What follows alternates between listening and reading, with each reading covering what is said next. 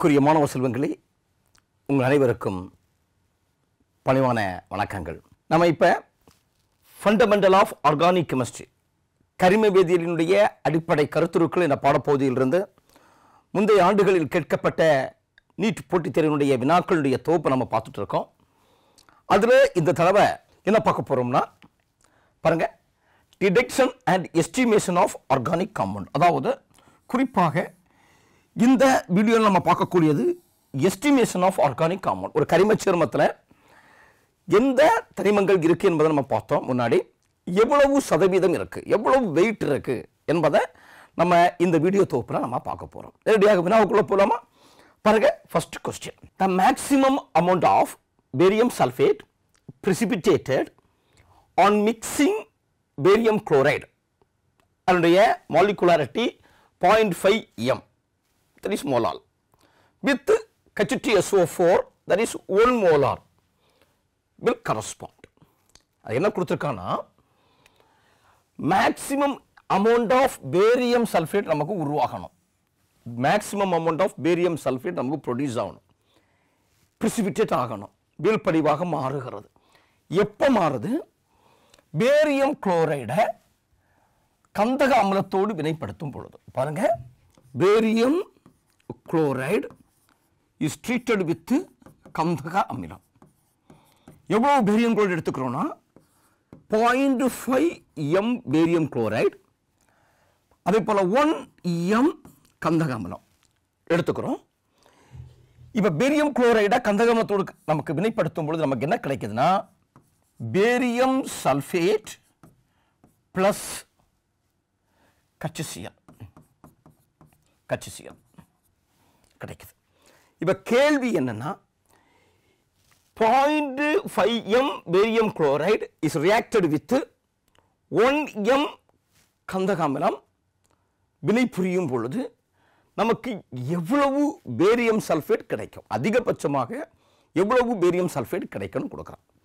இப்போ சிம்பிள், நமக்கு தெரியும் எவ்வளவு மோல் இருக்குதோ அவ்வளவு மோல் தான் கந்தக அமிலத்தோடு வினை புரிய முடியும். இதற்கு பேரு லிமிட்டிங் ஏஜென்ட். பேரு லிமிட்டிங் ஏஜென்ட் அப்படின்னா, ஒரு வினை முடிகிறது வரைக்கும் ஒரு குறிப்பிட்ட அளவு உள்ள வினை படுபொருள் மட்டுமே அந்த வினையில் ஈடுபடும்.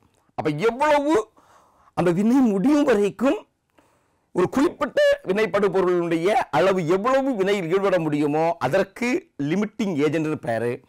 இங்க பாருங்க, பேரியம் குளோரைடை பொறுத்தவரை அதிகபட்சமாக இருக்கக்கூடியது 0.5 m. ஆனா கந்தக அமிலம் 1 மோல் எடுத்திருக்கோம். அப்ப நமக்கு அதிகபட்சமா எவ்வளவு பேரியம் குளோரைடு வினை புரிய முடியும்? 0.5 m மோல் தான் வினை புரிய முடியும். அப்ப நமக்கு கான்செப்ட் என்ன சொல்லுதுன்னா, mole of barium chloride reacted is equal to number of moles of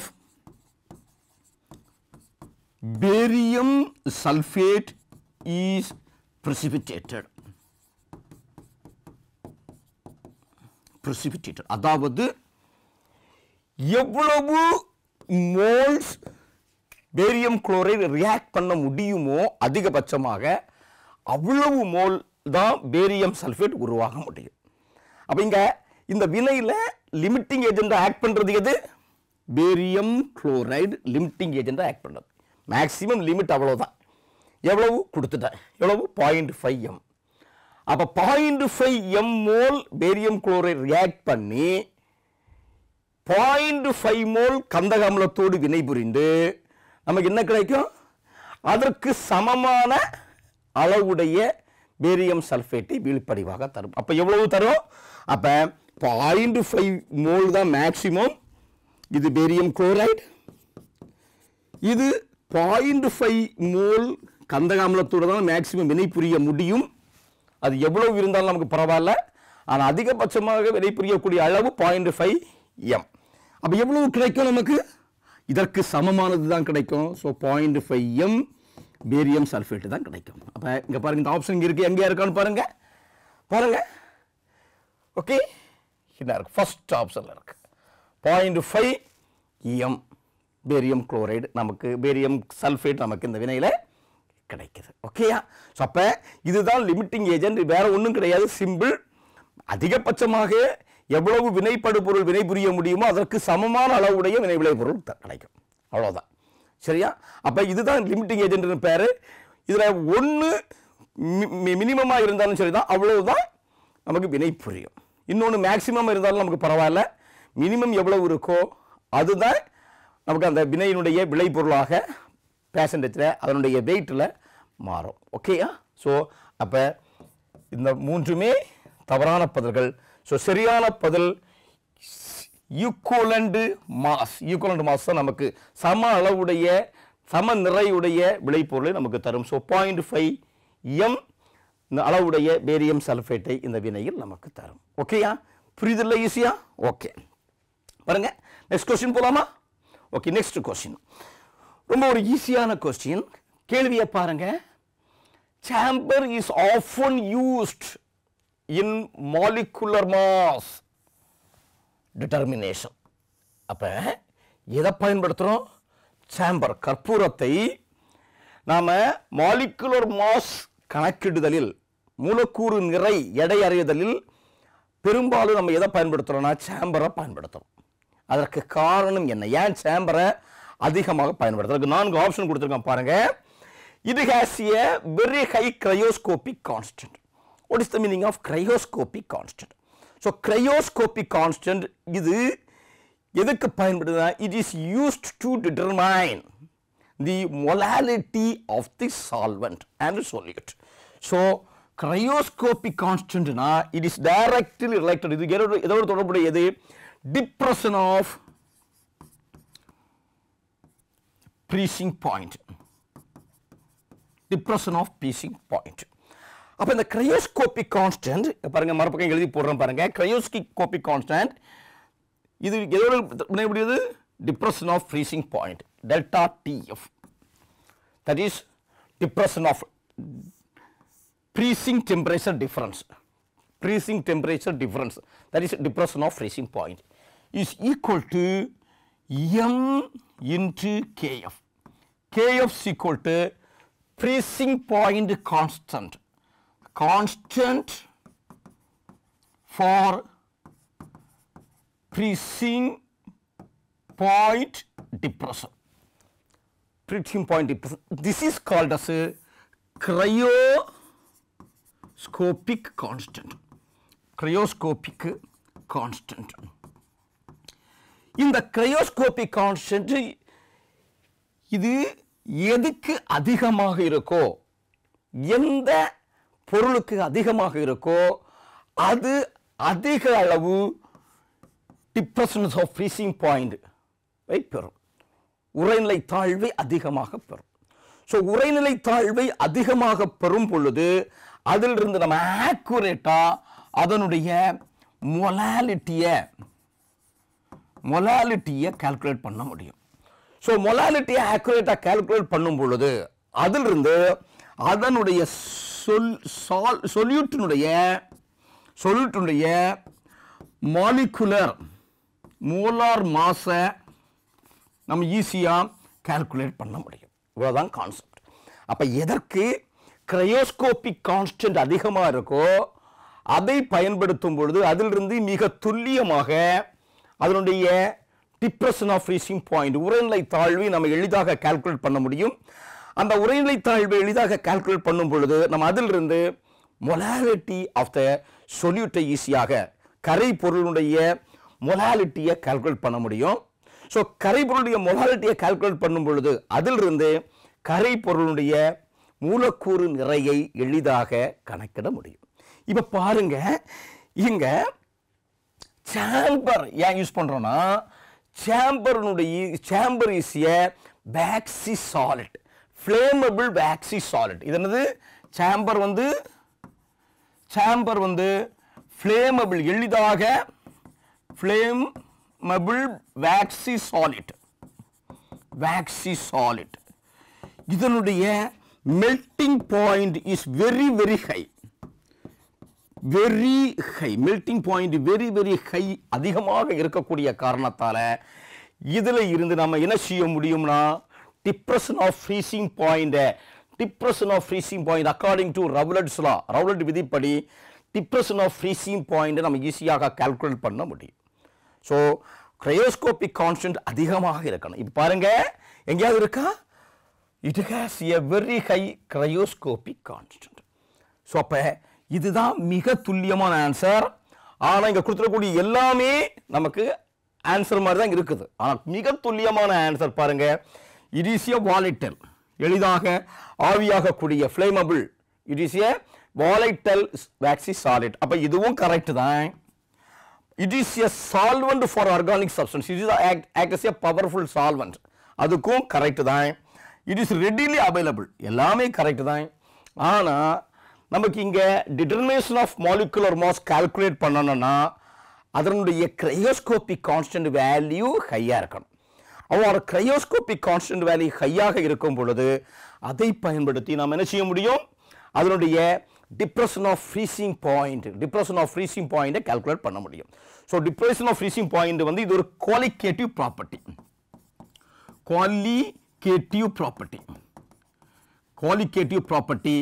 இந்த குவாலிட்டேட்டிவ் ப்ராப்பர்ட்டி எதுக்கு பயன்படுதுன்னா மோலார் மாஸ் அல்லது மாலிகுலர் மாஸை கால்குலேட் பண்ணுறதுக்கு பயன்படுது.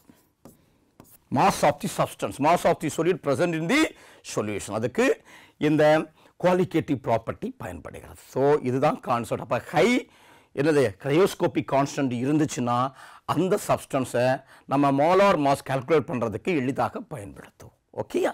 ஸோ அப்போ correct answer, accurate answer, it has a very high cryoscopic constant. So மற்றதெல்லாம் ரெலவெண்டாக இருந்தாலும் ஆக்குரேட் ஆன்சர் வந்து நமக்கு ஃபர்ஸ்ட் ஒன். ஸோ மற்றதெல்லாம் நாம் இந்த இடத்துல எடுத்துக்க வேண்டிய தேவையில்லை. ஓகே, புரியுதா பிள்ளைகளா? ஓகே, பாருங்க நெக்ஸ்ட் கொஸ்டின் போமா. ஓகே, மூணாவது கொஸ்டின் பாருங்க. ஒரு problem, the Dumas method of estimation of nitrogen. என்ன செய்ய போகிறோம்? நமக்கு தெரியும் டூமான்ஸ் மெத்தட் எதுக்கு பயன்படுது? Estimation of nitrogen. ஏற்கனவே நம்ம ப்ரீவியஸ் வீடியோவில் பார்த்துருக்குறோம். எஸ்டிமேஷன் ஆஃப் நைட்ரஜனுக்கு பயன்படக்கூடிய ஒரு மெத்தட் தான் டூமான்ஸ் method.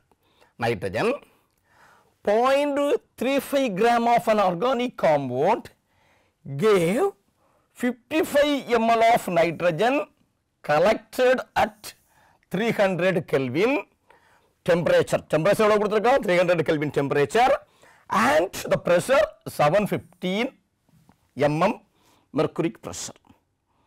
The percentage composition of nitrogen in the compound would be. அப்ப என்ன கேட்டிருக்கான்? நமக்கு கேள்வியில் என்ன கேட்டிருக்கான்? percentage of nitrogen கேட்டிருக்கான். நைட்ரஜன் percentage of nitrogen என்னன்னு கேட்குறான். இதான் கொஸ்டின். இதுக்கு என்ன கொடுத்துருக்கிறான் பாருங்க, பாருங்க சொல்யூஷன் என்ன கொடுத்துருக்கிறானா, கிவன் என்ன கொடுத்துருக்கிறானா,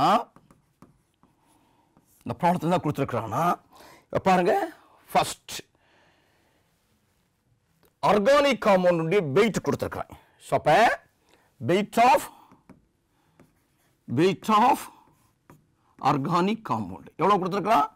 0.35 கிராம் கொடுத்துருக்கான். 0.35 கிராம் வெயிட் கொடுத்துருக்கான். அடுத்த என்ன கொடுத்துருக்கான் பாருங்க. அடுத்த கொடுத்துருக்கான் 55 ml of nitrogen collected at. அப்ப collection of nitrogen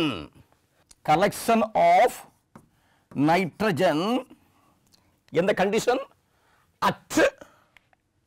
at 300 Kelvin temperature and 715 pressure and 715 mm mercuric pressure. இது எவ்வளவு? இதுதான் volume of nitrogen. B1 is equal to எவ்வளவு கொடுத்திருக்கிறாய்? that is 55 ml. எவ்வளவு? 55 ml கொடுத்திருக்காய், மில்லி லிட்டர் கொடுத்திருக்காய். ஓகே, இந்த கண்டிஷன்ல இருக்கக்கூடிய temperature that is equal to temperature, that is experimental temperature, that is T1 is equal to 300 Kelvin. அதாவது எக்ஸ்பெரிமெண்டலாக கிடைக்கக்கூடிய volume collected in particular condition, that is B1 is equal to 55 ml கொடுத்துருக்கான். அப்போ இந்த B1 எக்ஸ்பெரிமெண்டலாக கிடைக்கக்கூடிய volume. அப்போ experimental வால்யூமுக்கு ஒரு experimental temperature இருக்கும், ஒரு எக்ஸ்பெரிமெண்டல் ப்ரெஷர் இருக்கும். அப்போ experimental temperature T1 equal to 300 Kelvin. இப்போ எக்ஸ்பெரிமெண்டல் ப்ரெஷர் இங்க என்ன கொடுத்துருக்காங்க அந்த ப்ராப்ளத்தில் பாருங்க. இந்த ப்ரெஷர் 315 mf ப்ரெஷர், இதை ப்ராக்கெட்டில் aqueous tension அப்படின்னு கொடுத்து ஒரு 15 mm ப்ரெஷர் கொடுத்துருக்குறேன். அப்போ எக்ஸ்பெரிமெண்டலாக ஒரு ப்ரெஷர் செயல்படுகிறது, அந்த ப்ரெஷரை நியூட்ரலைஸ் பண்ணுறது மாதிரி ஒரு டென்ஷன் செயல்படுகிறது. எவ்வளோ டென்ஷன் செயல்படுகிறது? 15 mm. அப்போ நார்மலாக நமக்கு ஆக்சுவலி அந்த எக்ஸ்பெரிமெண்டல் ப்ரெஷர் எவ்வளோன்னா அதை அப்ளை பண்ணக்கூடிய ப்ரெஷர் மைனஸ் டென்ஷன். ஓகே பாருங்க. அப்போ pressure P1 is equal to எவ்வளவு? 715 minus 15 mm is equal to 700 mm mercury pressure. இதுதான் ஆக்சுவலாக செயல்படக்கூடிய எக்ஸ்பெரிமெண்டல் ப்ரெஷர். ஓகே, நெக்ஸ்ட் என்ன கொடுத்துருக்குறான் பாருங்க. நெக்ஸ்ட் என்ன கொடுத்துருக்குறான்? ஓகே, நமக்கு தெரியும். அடுத்தது நமக்கு என்ன தெரியும்? we are using the given formula for calculating. நம்ம என்ன கால்குலேட் பண்ண போறோம்னா, என்ன கால்குலேட் பண்ண போறோம்? நைட்ரஜனுடைய பெர்சன்டேஜ் கால்குலேட் பண்ண போறோம். நைட்ரஜனுடைய பெர்சன்டேஜ் கால்குலேட் பண்ண போறோம். சரியா? அப்ப நைட்ரஜனுடைய பெர்சன்டேஜ் கால்குலேட் பண்ணனும்னா அது that is called as நமக்கு என்னன்னா ஒரு ஸ்டாண்டர்ட் கண்டிஷன்ல இருக்கக்கூடிய பிரஷர். ஸ்டாண்டர்ட் கண்டிஷன்ல இருக்கக்கூடிய பிரஷர், ஸ்டாண்டர்ட் கண்டிஷன்ல இருக்கக்கூடிய ஒரு டெம்பரேச்சர் தெரிஞ்சா we have to calculate standard கண்டிஷன்ல ஒரு வால்யூம் கிடைக்கும். அந்த வால்யூமை நம்ம கால்குலேட் பண்ண போறோம். ஓகே, அப்ப பாருங்க என்ன செய்ய போறோம்? Using formula P1 V1 divided by T1 is equal to P2 V2 divided by T2. Okay, இப்போ நாம என்ன கண்டுபிடிக்க போறீங்க? here we have to going to calculate V2 calculate பண்ண போறோம். V2 is equal to அப்ப என்ன கிடைக்கும்? P1 V1 into T2 divided by T1 into P2. T1 into P2. இப்போ நமக்கு தெரியும் இந்த T2 P2 B2 T2 P2 B2 is equal to standard temperature pressure. Standard temperature pressure for a gaseous condition. Okay, அப்ப standard temperature pressure னா நமக்கு தெரியும் temperature எவ்வளவு? Standard temperature that is equal to 273 Kelvin. Standard pressure is equal to நமக்கு தெரியும் 760 mm mercury. So in the value where we are going to substitute in this formula. இந்த formula நம்ம substitute பண்ண போறோம். ரெண்டாவது ஃபார்முலா நம்ம substitute பண்ண போறோம். அப்ப சப்ஸ்டிட்யூட் பண்ணுங்க, நமக்கு எல்லா வேல்யூவும் தெரியும். சப்ஸ்டிட்யூட் பண்ணுங்க. P1 எவ்வளவு? என்ன இருக்கு? P1 equal to 700 into B1 எவ்வளவு? B1 equal to 55 ml. Next பாத்தீங்கன்னா அது நமக்கு தெரியுது. அடுத்தது T2 எவ்வளவு? 273 divided by நமக்கு தெரியும் T1 எவ்வளவு? இருக்கு T1 300. நெக்ஸ்ட் நமக்கு P2 தெரியும் 760. இந்த வேல்யூவை நம்ம சப்ஸ்டிட்யூட் பண்ணா நமக்கு என்ன கிடைக்கும்னா that is equal to 46.09 milliliter கிடைக்கும் of volume. That is equal to V2. Volume of nitrogen in standard temperature and pressure. Standard temperature and pressure. Okay, இப்போ நமக்கு தெரியும் ஒரு ஸ்டாண்டர்ட் டெம்பரேச்சர் பிரஷர்ல, அதாவது ஸ்டாண்டர்ட் டெம்பரேச்சர் பிரஷர்னா அதனுடைய வால்யூம் எவ்வளவு இருக்கும்? மேக்ஸிமம் 22,400 மில்லி லிட்டர் தான் ஸ்டாண்டர்ட் டெம்பரேச்சர் பிரஷர்ல மேக்ஸிமம் வால்யூம். அதுல எவ்வளவு நைட்ரஜன் இருக்கும்? 28 கிராம் ஆஃப் நைட்ரஜன் இருக்கும். அப்படின்னா நமக்கு எவ்வளவு? 46.09 மில்லி லிட்டர்ல எவ்வளவு இருக்கும்? அதான் கேள்வி. சரியா? இப்போ நமக்கு தெரியும் that is equal to 22,400க்கு எவ்வளவு இருக்கு? 22,400 28 இருக்கு. அப்படின்னா 46.09க்கு எவ்வளவு இருக்கும்? ஓகே, இப்போ நமக்கு இந்த ப்ராப்ளத்தில் என்ன கொடுத்துருக்கலாம் பாருங்க, ஆர்கானிக் காம்பவுண்ட் வெயிட் கொடுத்துருக்கலாம். அப்படின்னா 0.35 கிராம் ஆஃப் ஆர்கானிக் காம்பவுண்ட்ல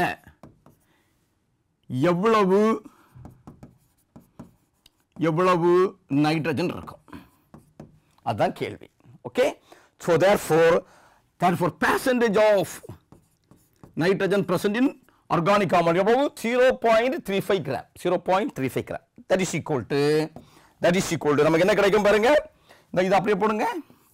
22,400க்கு 28 அப்படின்னா 46.09. இது எங்க இருக்கு? 0.35 கிராம் ஆஃப் ஆர்கானிக் காம்பவுண்ட் இருக்கு. இதுக்கு percentage 100%.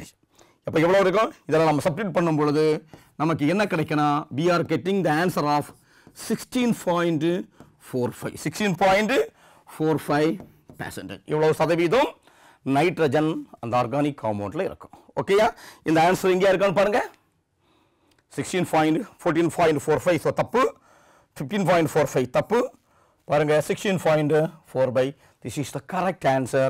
ஸோ 17.45 தப்பு. ஸோ பாப்பாங்க, நமக்கு இந்த ப்ராப்ளத்தை சால்வ் பண்ணும்பொழுது we are getting the correct answer of the percentage of nitrogen present in 0.35 gram of organic compound contains 16.45%. Okay, so இந்த நமக்கு இதை தெரிஞ்சிக்க வேண்டியது என்னன்னா, ஃபர்ஸ்ட் எக்ஸ்பெரிமெண்டல் கண்டிஷனில் இருக்கக்கூடிய temperature, pressure and volume, next standard temperature, pressure, volume, இந்த ரெண்டையும் நம்ம என்ன செய்ய போறோம்னா gaseous லாவுக்குள்ள கொண்டு போக போறோம்.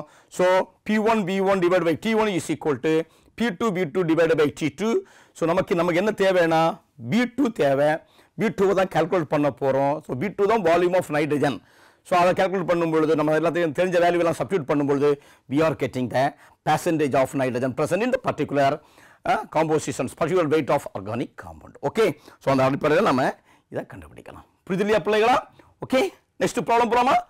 In the Hildal method for estimation of nitrogen, நம்ம ஏற்கனவே செய்யணும் டூமால்ஸ் மெத்தடும் எஸ்டிமேஷன் ஆஃப் நைட்ரஜனுக்கு பயன்படுகிறது. அதே முறை ஹெல்டால் முறையிலையும் நம்ம நைட்ரஜனுடைய பெர்சன்டேஜை கால்குலேட் பண்ணலாம், நைட்ரஜனை எஸ்டிமேட் பண்ணலாம்.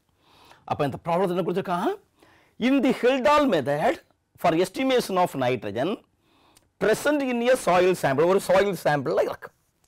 அந்த சாயில் சாம்பிளில் எவ்வளவு நைட்ரஜன் இருக்கு என்பதை நம்ம எந்த முறையை பயன்படுத்தி கண்டுபிடிக்க போறோம்?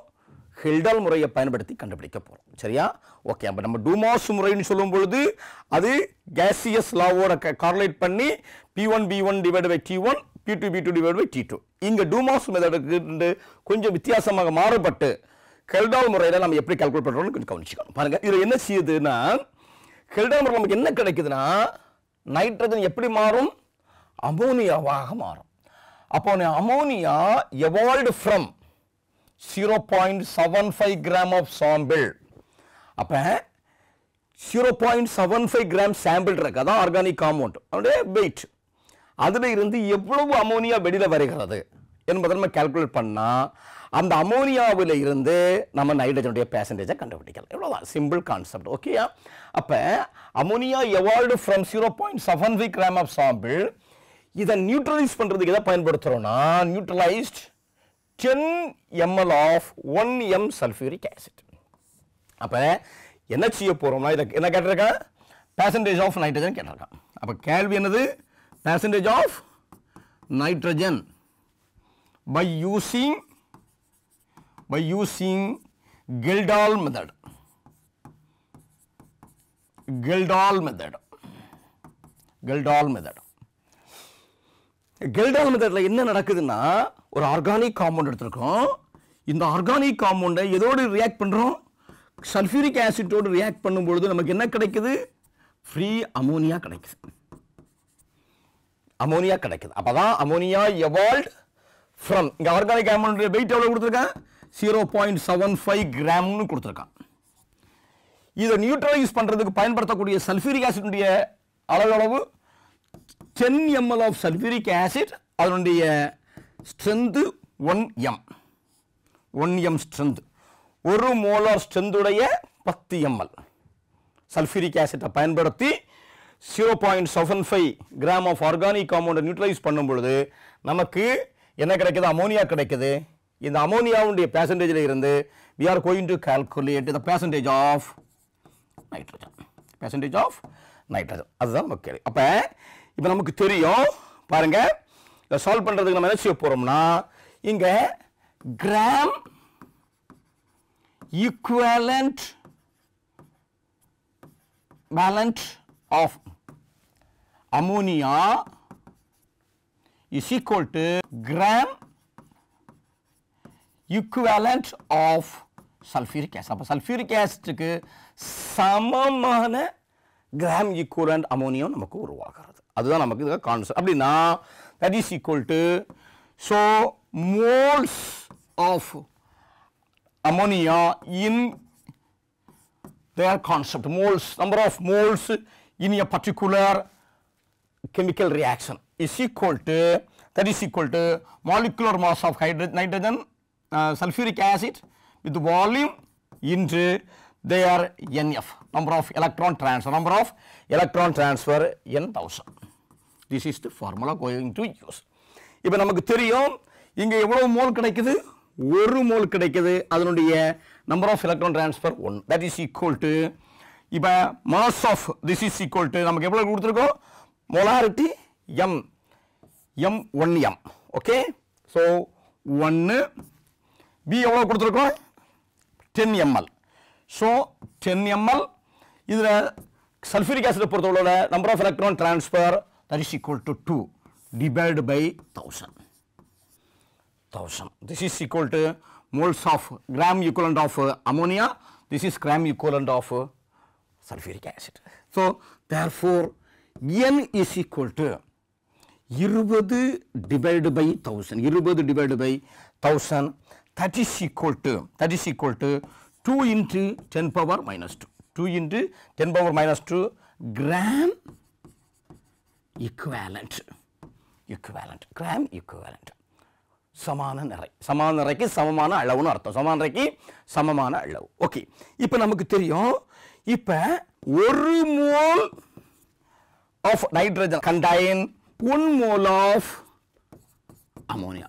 அதாவது இங்க இருக்கக்கூடிய அமோனியாவில் இருக்கக்கூடிய நைட்ரஜனுடைய அளவு 1 மோல். அப்ப 1 மோல் அமோனியாத்துக்கு சமமான அளவுல ஒரே ஒரு மோல் நைட்ரஜன் இருக்கு. சரியா?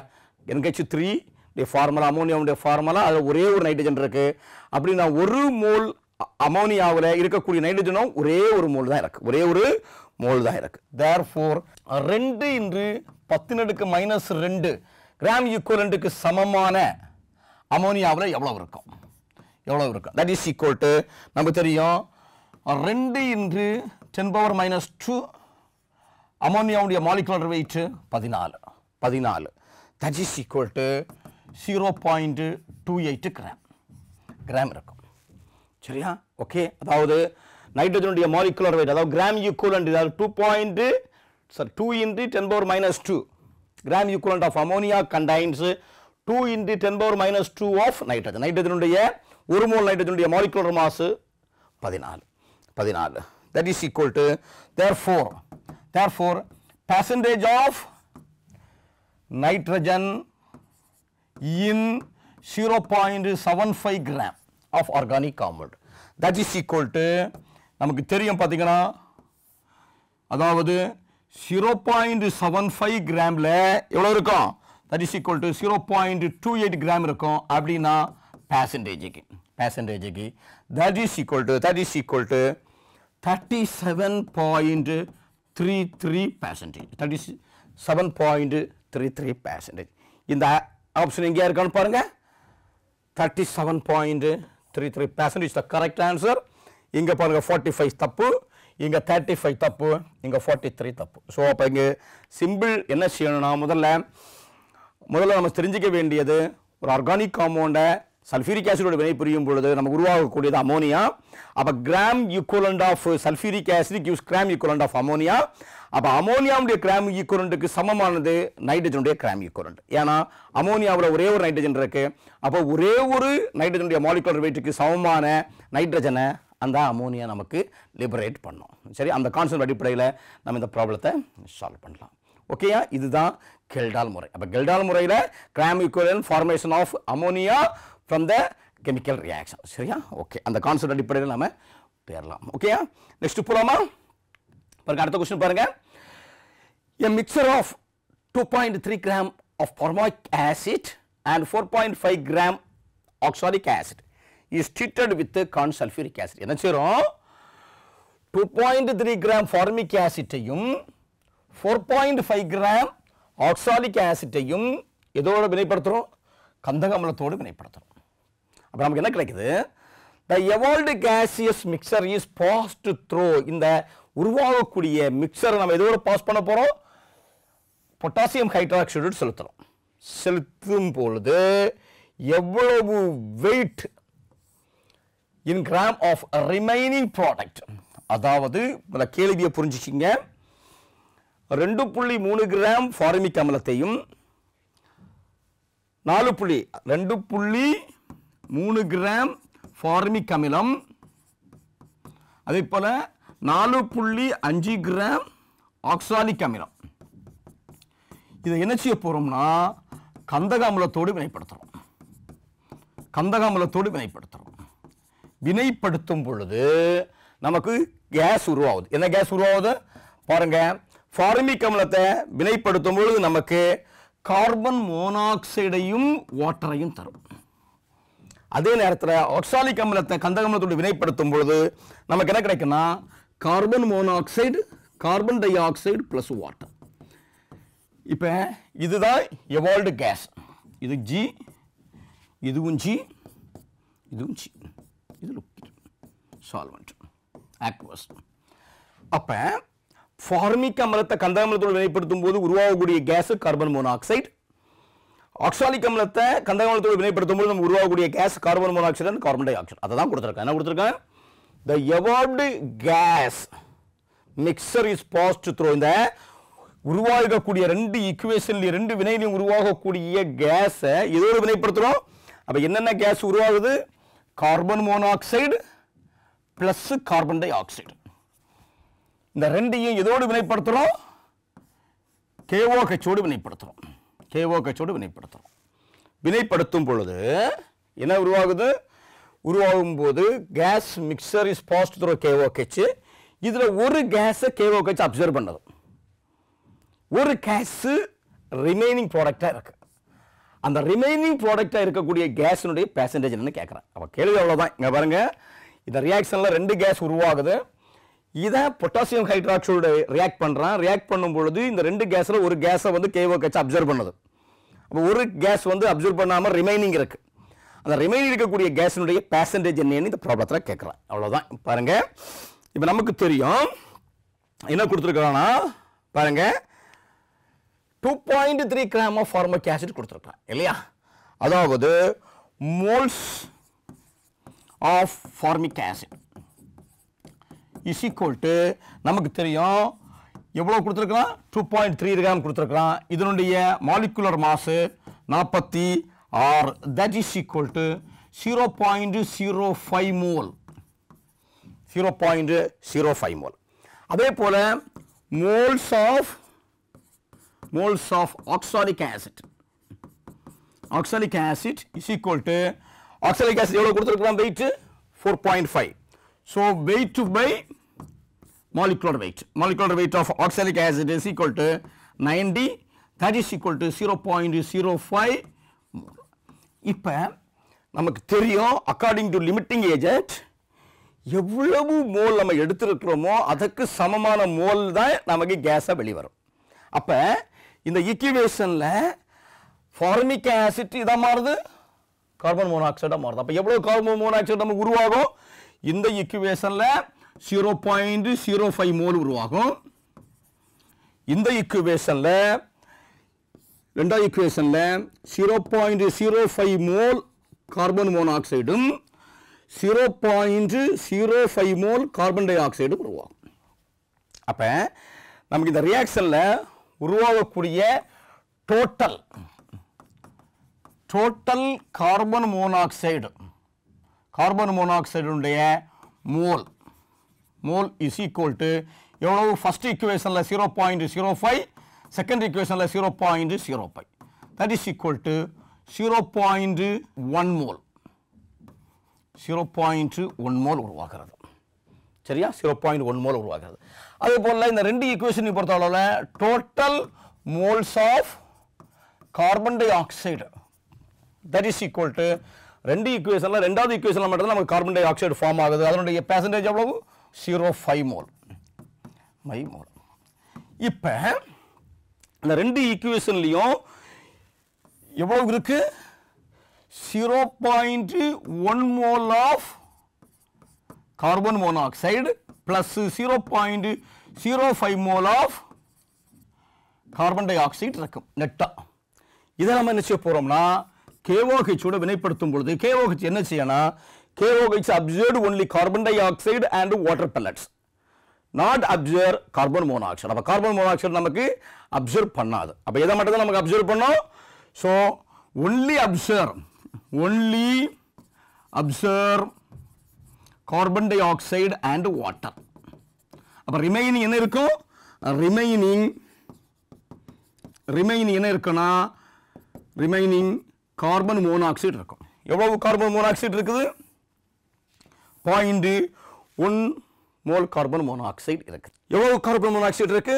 0.1 மோல் கார்பன் மோனாக்சைடு இருக்கு. அப்ப கார்பன் மோனாக்சைடுனுடைய நமக்கு molecular weight is equal to 28 gram. That is of the weight. Therefore, the weight of நமக்கு கேட்டிருக்கான் weight தான் கேட்டிருக்கான் கொஸ்டின்ல asking weight in gram னு கொடுத்திருக்கான். So we convert moles into weight. So the weight of remaining carbon monoxide present in எவ்வளவு? That is 0.1 mole. அப்ப mole இது molecular weight, that is equal to நமக்கு என்ன கிடைக்கும்னா 2.8 gram. 2.8 gram of carbon monoxide weight is observed from the combination mixture of two chemical reaction. Okay, இங்க பாருங்க. அப்ப இந்த 2.8 எங்க இருக்குன்னு பாருங்க. எங்கயாவது இருக்கா? That is 1.4. That is தப்பு. So 4.4 is the wrong answer. So 2.8 is the correct answer. Here 3 is the wrong answer. அப்ப நம்ம correct answer 2.8 gram. அப்ப என்ன செய்யணும்னா ரெண்டு ஈக்குவேஷனை தெரிஞ்சு அந்த ஈக்குவேஷன்ல எவ்வளவு மோல் ஆஃப் கேஸ் எவால்வ் ஆகும்னு பார்க்கணும். இந்த ரெண்டு ரியாக்ஷனையும் கம்பேர் பண்ணும் பொழுது நெட் மோல் ஆஃப் கேஸ் வந்து நமக்கு கிடைக்குது. இதை KOH ஓட ரியாக்ட் பண்ணும் பொழுது எந்த கேஸ் வந்து KOH அப்சர்வ் பண்ணணும்னு பார்க்கணும். அப்ப ரிமைனிங் அப்சர்வ் பண்ணாம இருக்கக்கூடிய கேஸ் வந்து நமக்கு கார்பன் மோனாக்சைடு கேஸ், அதனுடைய மோல் வந்து 0.1 மோல். ஸோ மோலை நம்ம எப்படி வெயிட் மாற்ற போறோம்னா வெயிட்டா மாற்ற போறோம்.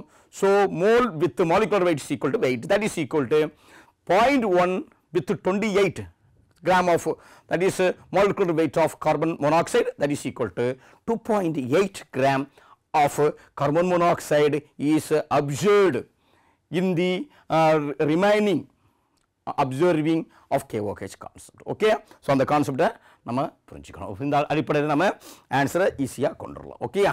ரைட். நெக்ஸ்ட் பாருங்க ஒரு ஈஸியான problem. The Kjeldahl's method for the estimation of nitrogen. நம்ம ஏற்கனவே சொல்லியிருக்கோம். Kjeldahl's method எதுக்கு பயன்படுது? நைட்ரஜனை எஸ்டிமேட் பண்றதுக்கு, நைட்ரஜனை அளவிடுவதற்கு பயன்படுகிறது. சரியா? கண்டறிதல் மற்றும் அளவிடுதல். எவ்வளவு வெயிட் இருக்கு ஒரு ஆர்கானிக் காம்பவுண்ட்ல என்பதை கண்டுபிடிச்சு அளவிடுவதற்கு நமக்கு கண்டறிவதற்கு லாசிகன் டெஸ்ட் பயன்படுகிறது. அளவிடுவதற்கு நமக்கு கெல்டால் அண்ட் டூமாஸ் பயன்படுகிறது. இங்க கெல்டாலை கொடுத்திருக்காங்க, கெல்டால் முறை. அப்ப கெல்டால் முறை வந்து எஸ்டிமேஷன் ஆஃப் நைட்ரஜன் தான். Can we used to estimate the amount of nitrogen in which one of the following? கேள்வியை நல்லா புரிஞ்சுக்கணும். இதே மாதிரி நிறைய கேள்வி கேட்குறேன். இதே மாதிரி JEE கொஸ்டின்ல கூட கேட்குறேன். இது இப்படி கான்செப்ட் ஓரியன்ட் கொஸ்டின்ஸ் எல்லாம் பிள்ளைகள் ரொம்ப எளிமையாக புரிஞ்சுக்கணும். அதே போல் ப்ராப்ளமும் நீங்கள் நல்லா புரிஞ்சுக்கணும். இதே மாதிரிலாம் கான்செப்ட் ஏரியா கொஸ்டின் கவனிங்க. அப்போ என்ன கொடுத்துருக்குறான்? கெல்டால் முறையில் நைட்ரஜனை அளவிடுறான். அளவிடக்கூடிய முறை இதில் மாற்று கருத்து கிடையாது. அப்போ நைட்ரஜனை அளவிடுறான். ஆனால் என்ன சொல்கிறான்னா, இங்கே 4 காம்பவுண்டு கொடுத்துருக்குறான். இந்த 4 காம்பவுண்டில் இருந்து ஒரே ஒரு காம்பவுண்டில் மட்டும்தான் கெல்டால் முறையை பயன்படுத்தி நைட்ரஜனுடைய வெயிட்டை கண்டுபிடிக்க முடியும்னு சொல்கிறான். அது என்னன்னு கேட்குறான். எந்த காம்பவுண்டுன்னு கேட்குறான். சிம்பிள், நமக்கு தெரியும். கெல்டால் முறை நைட்ரஜனை கண்டுபிடிப்பதற்கான முறை தான். ஆனால் அந்த நைட்ரஜன் எப்படி இருக்கணும்? அந்த நைட்ரஜன் ஆக்சிஜனோட லிங்காக இருக்கக்கூடாது. That is azoxy. இந்த நைட்ரஜன் இன்னொரு நைட்ரஜனோட லிங்காக இருக்கக்கூடாது. That is called as azo. இந்த நைட்ரஜன் ரிங்கில் டைரக்டாக இருக்கக்கூடாது. இந்த 3 கண்டிஷனில் இருந்தால் மட்டும்தான் நம்ம கெல்டால் முறையை பயன்படுத்த முடியும். இந்த 3க்கும் கெல்டால் முறை பயன்படாது. அப்போ நைட்ரஜன் இருக்கணும். அந்த நைட்ரஜன் கார்பனோடு லிங்காக இருக்கணும். ஆனால் எதோடு லிங்காக இருக்கக்கூடாது? நைட்ரஜன் ஆக்சிஜனோடு லிங்காக இருந்தால் அதுக்கு பேர் அசாக்சி காம்பவுண்ட். நைட்ரஜனோடு லிங்காக இருந்தால் அதுக்கு பேர் அசோ காம்பவுண்ட். நைட்ரஜன் நேரடியாக ரிங்கில் இருந்துச்சுன்னா அதுக்கு பேர் ஹெட்ரோசைக்கிளிக் காம்பவுண்டு. அந்த நேரடியாக ரிங்கிலையும் நைட்ரஜன் இருக்கக்கூடாது. இந்த 3 கண்டிஷன்லையும், ஏன்னா இந்த 3 கண்டிஷன் அடிப்படையில் நம்ம என்னது நைட்ரஜன் எப்படி மாறும்? அமோனியம் சல்ஃபேட்டாக மாறும். அதில் இருந்தது நம்ம நைட்ரஜனுடைய பெர்சன்டேஜை கண்டுபிடிக்க போகிறோம். இந்த 3 முறையிலையும் இந்த 3 காம்பவுண்ட்லையும் எப்படி மாறாது? அந்த காம்பவுண்டை கந்தகமலத்தோடு வினைப்படுத்தும் பொழுது அமோனியம் சல்ஃபேட் நமக்கு கிடைக்காது. அதுவும் நமக்கு கொஸ்டினாக மாற்றுவாங்க. சரி, இந்த 3 டைப் ஆஃப் காம்பவுண்டும் கந்தகமலத்தோடு ரியாக்ட் பண்ணும் பொழுது சரி நமக்கு என்ன கிடைக்காது? அமோனியம் சல்ஃபேட் இனிஷியல் காம்பவுண்ட் கிடைக்காது. அப்போ அமோனியம் சல்ஃபேட் கிடைச்சா மட்டும்தான் using this ammonium sulphate we have to calculate the percentage of nitrogen. Okay, weight of nitrogen. அப்போ இந்த 3 டைப்பையும் இங்கே பாருங்கள். ஆனால் டூமாஸ் மெத்தடு எல்லா நைட்ரஜன் காம்பவுண்டையும் கால்குலேட் பண்ண பயன்படும். இந்த காம்பவுண்டையும் பயன்படும். எல்லா காம்பவுண்டையும் நம்ம நைட்ரஜன் காம்பவுண்டையும் அதை டூமாஸ் முறையின் அடிப்படையில் நம்ம கால்குலேட் பண்ணலாம். ஆனால் கெல்டால் முறையில் இந்த 3 டைப் ஆஃப் நைட்ரஜன் காம்பவுண்டை நம்ம அதனுடைய வெயிட்டை எஸ்டிமேட் பண்ண முடியாது. பாருங்கள், ஃபஸ்ட்டு நைட்ரஜன் ரிங்கில் இங்கே பாருங்கள். ஃபஸ்ட்டு காம்பவுண்டை பாருங்கள். இதுதான் ரிங். இந்த ரிங்கில் டைரக்டாக நைட்ரஜன் லிங்காக இருக்குது. அப்போ இது கொடுக்குமா? டைரக்டாக ரிங்கில் இருந்துச்சுன்னா இது தராது. பி காம்பவுண்டு பாருங்கள். பி காம்பவுண்டு இது ரிங்கு, இது கார்பனில் இருந்து நைட்ரஜன் இருக்குது. ஸோ அப்போ கார்பன் நைட்ரஜன் லிங்க் இருந்துச்சுன்னா அது நமக்கு என்ன செய்யும்? தரும்.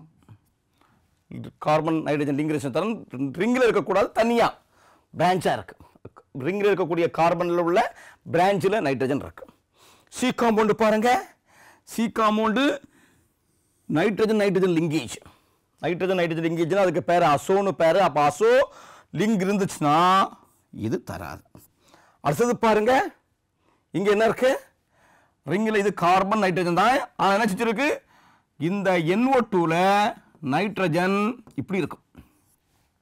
இந்த இடம் இப்படி இருக்கும். அப்போ என்ன செய்யுது? நைட்ரஜன் டைரக்டாக எங்கே லிங்காக இருக்கு?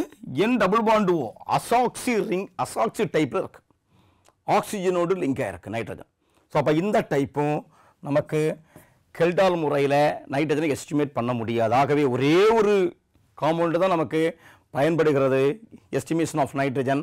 என்ன compound? Second compound, B compound, aminobenzene. சரியா? ஃபினைல் அமீன்.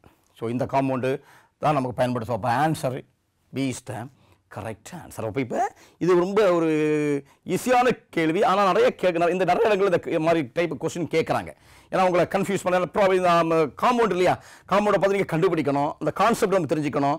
அந்த கான்செப்ட் இந்த அடிப்படையில் நமக்கு கேட்குறாங்க. சரியா? ஸோ ஜேஇயில் கூட இந்த டைப் ஆஃப் ப்ராப்ளம் கேட்குறாங்க. ஸோ அதனால் இதை நீங்கள் ஈஸியாக நீங்கள் தெரிஞ்சிக்க வேண்டிய கான்செப்ட். ஓகே, அப்போ இந்த கரெக்டான ஆன்சர் பி இஸ் த கரெக்டான ஆன்சர். மற்ற 3மே நமக்கு அந்த கண்டிஷனில் மாறுபடக்கூடிய காம்பவுண்ட். ஓகே, அன்புக்குரிய மாணவ செல்வங்களே, இந்த வீடியோ மூலமாக நம்ம estimation of organic compound, estimation of element from an organic compound அதை நம்ம பார்த்தோம். ஸோ கடந்த ஆண்டுகளில் கேட்கப்பட்ட இந்த ஏரியாவில் உள்ள வினா தொகுப்புகளை நம்ம பார்த்தோம். இது இந்த வீடியோ உங்களுடைய போட்டித் தேர்வுக்கு தயாராகக்கூடிய உங்கள் பிள்ளைகளுக்கு நிச்சயமாக ப்ரிப்பேர் பண்ணுறதுக்கு சூட்டபுளாக பயன்படும் என்ற நம்பிக்கையோடு மீண்டும் இன்னும் ஒரு புதிய வீடியோவில் உங்களை சந்திக்கும் வரை உங்களிடமிருந்து அன்புடன் விடைபெறுகிறேன். நன்றி, வணக்கம்.